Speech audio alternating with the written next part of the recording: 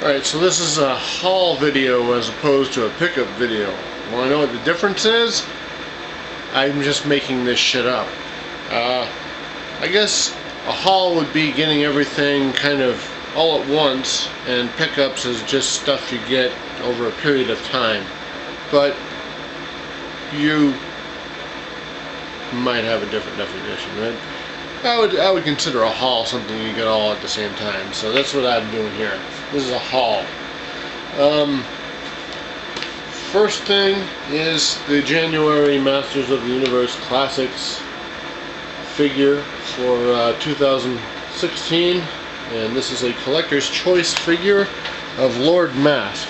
Now, Lord Mask was in one episode of He-Man and the Masters of the Universe from the 80s. You can see his face there. His hood. Right down there it says collector's choice on this burst on the side of the packaging. He was in one episode, as I said. It was called House of Chakotay Part 1. And on the back of the package, here is Chakotay. She was in House of Chakotay Part 2. And Trapjaw.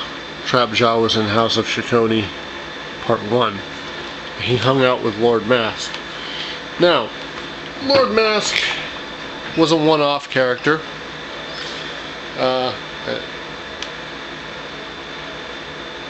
Orko ended up pulling the mask off of his face, and he had no face beneath it. And when that happened, he just kind of collapsed into a pile of his clothes, and he died, basically. They didn't say that he died, but that's basically what happened to him. The character was created by Larry DiTillio. Larry DiTillio wrote the episode, and it's kind of a fan favorite episode. It's two parts. It's the only two-part episode of He-Man and the Masters of the Universe from the 80s.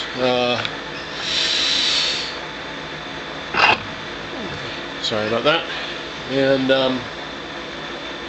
this is a character I've always wanted ever since I was a little kid, and I saw this guy on the cartoon. I thought he was really cool. Now, these accessories that he comes with are not his. They actually go to a variation of He-Man so that you can put those with the He-Man figure and kind of create the figure and have the accessories that he would have come with. That's something that has been happening with this line for a while. Over the last year or so, they've been throwing in accessories with figures that didn't come with very many to accent other figures that were lacking accessories, or to get accessories out there so that they wouldn't have to make a variation of a figure that was basically defined by its accessories. So there's that. And I know I'm just kind of babbling about this, but anyway, I've like I said, been looking forward to this for a really long time, and it's finally in my hands, and I'm very happy with it. And now I got a bunch of video games, and here they are. So I hope you're prepared and white knuckling your keyboard or your tablet or whatever you're watching on in anticipation of what I'm going to hold up to the camera. I got this Xbox Legends of Wrestling 2 for $1. I got this for $1. Isn't that great? It's in good shape. It's got the manual. And there's the receipt. Look, it's $1. $1. Yes. I don't have a working Xbox to try this out on, but I was pretty pleased to get that one because I have been after it for a while. The only one that I need now is Showdown's Legends of Wrestling. I'd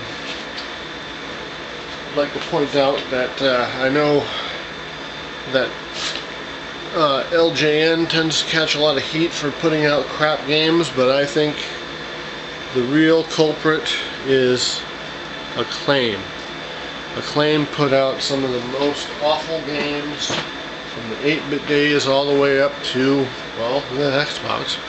I think one of the last games that they ever put out was Showdown's Legend of Wrestling, which would be Legend of Wrestling 3. Some of their games were so bad, their WWF games, like WWF Attitude, that from what I read, this is something that I heard, WWF at the time said they were sick of having shitty video games out there from Acclaim, and they pulled the license from them and handed it over to THQ, and they pretty promptly put out something on N64 that was, I think WrestleMania 2000 might have been the first one, and that's one of the best games, wrestling games I've ever played. I think it's probably one of the best N64 games too.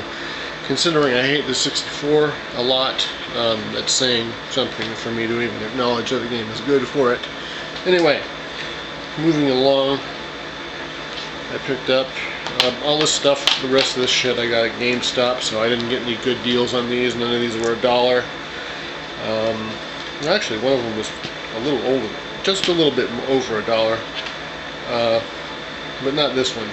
This is Resident Evil. What is it? Dark Side Chronicles, and this is a on-rails light gun shooter, so I'm pretty sure this made an MJR top 10 list at some point. I have not played this yet. I have not used my Wii in fucking months. I don't know if this is good or bad. It looks like a good game. It also looks like it takes place probably around the time of Resident Evil 4? Maybe? Except Leon here is wearing his Resident Evil 2 hair, and so is Claire, so I don't know. Maybe you guys can enlighten me, or I can do a Google search and find out for myself. Next one I got was only like $1 or something. I don't remember how much it was. This is Bust a Move Bash. I didn't know this was a thing that existed. And as I've mentioned in previous videos, I like to have as many versions of Bust a Move as possible, because I really like the series, and so does my wife. And if I can have at least one version per console, then we're pretty good to go. Next is a few PS3 games, and we're going with a robot theme here. Let me put these down real quick. First is Transformers: The Dark of the Moon. Now, I know a lot of people hate licensed games and stuff like that, but these were actually not bad. The first one that they made, that was Transformers the movie, the game, that was not a good game, but the first sequel, and I heard this one is pretty good too. The first sequel is Revenge of the Fallen, and then this one is basically like it ties into the movie Dark of the Moon, but it plays more along the lines of War for Cybertron, from what I understand. I don't know that for sure, but that's what I think. I don't really know that. I'll have to find out the hard way. I do have Revenge of the Fallen sitting in the box over here, and I played that quite a bit, and I only made it so far, but I'll probably get back to it one of these years. I actually am very much slowing down on the purchasing of PS3 games, because I have like over 100 of them, I think, and I have so many that I just have started and never finished, or ones that I'm planning on getting to and I'm not getting to it anytime soon, and I just need to slow down on it because it's out of control, and I would like to be able to play through my games and not have a massive backlog. So next up in the robot theme is Dynasty Warriors Gundam 3. This is pretty cool looking. I don't know shit about the Gundam series at all, and as far as Dynasty, excuse me, I'm losing my voice here. As far as Dynasty Warriors goes, I've only ever played a demo of the actual Dynasty Warriors series, but I do have the two Fist of the North Star games that use the Dynasty Warriors engine, and I like those. And I like the aesthetic of the robots from Gundam, so I wanted to pick that up just because. And I got all this stuff with credit, so it was a trade credit rather. So I didn't really spend anything on them. Next, I'm going to be very biased. This is a high-speed robot action Zone of the Enders HD collection, which has both Zone of the Enders games in HD. I remember reading something to the effect there was some issue with like the controllers or something. I don't remember what it was, but I do like these games. I like them a lot. I think they're better than Metal Gear. I like the mech designs. The first game, I know a lot of people bitched about it being too short and too easy. The second game is extremely difficult, or at least I thought it was. So yeah, I'm really happy to have this because it looks like it's a good upgrade from the PS2 version. Plus the second game on PS2, that game was rare. I had a hard time finding it. I will vouch for its scarcity at some point, and it's after it was sold out of new copies, it was really hard to find, and people were exploiting that on eBay.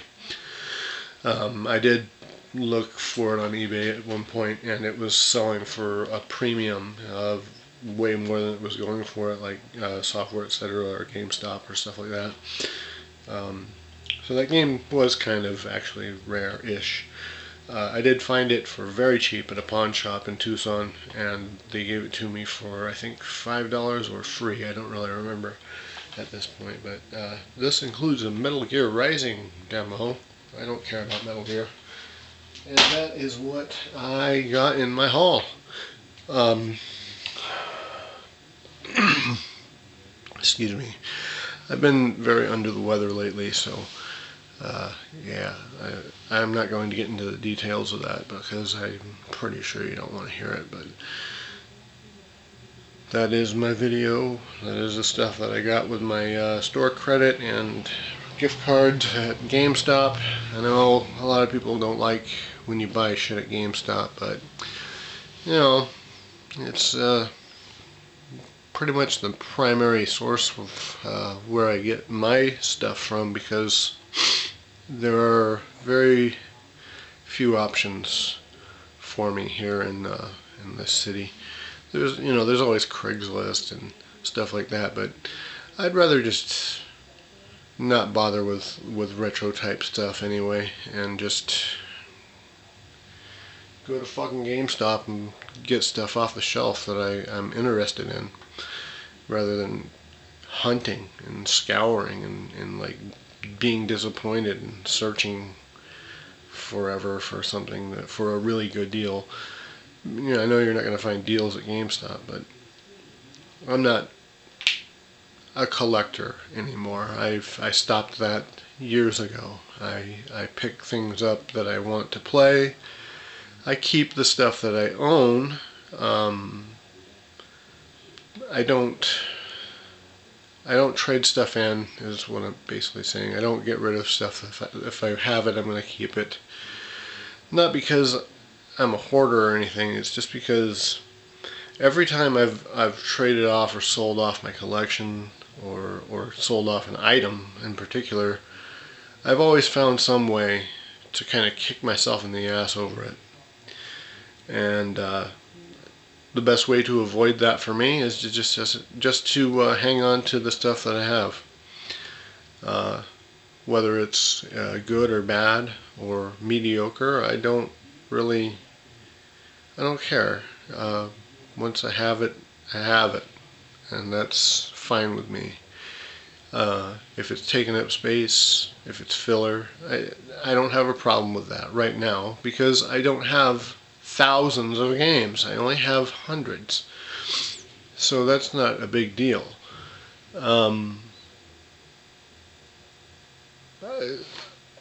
So yeah, that's, I guess, the end of my little soapbox there. That was also very tangential. I'm very sorry about that. I don't know why I got onto that, but anyway, I hope you enjoyed this crappy video, and I will catch you guys next time. Hopefully I will be feeling better soon, because my birthday is in 2 days, and I don't want to be sick on my birthday, because it's going to suck. I have plans. We have plans to go out, and I don't want to be feeling like shit when that's going on. So yeah, I think I've been attempting to sign off of this more than once, and I am going to do that for real this time. So you guys out there watching, take care of yourselves. I'll catch you next time, and I'll see you guys when I am 40 years old. Take care.